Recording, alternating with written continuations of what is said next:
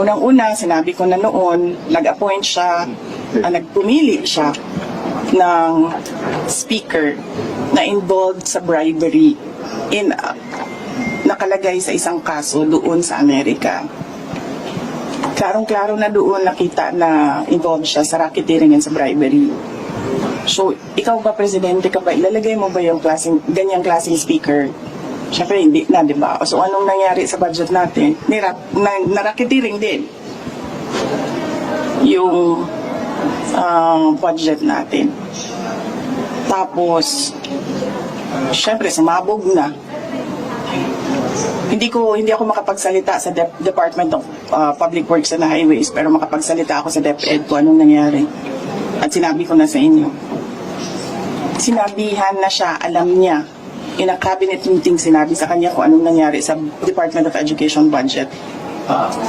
And then, ang ginawa niya is nag-change topic siya. So, ano pa bang commission, anong truth commission, anong investigative body pa ang kailangan mo? Nandyan na yung budget, nakikita natin kung paano siya kinuha.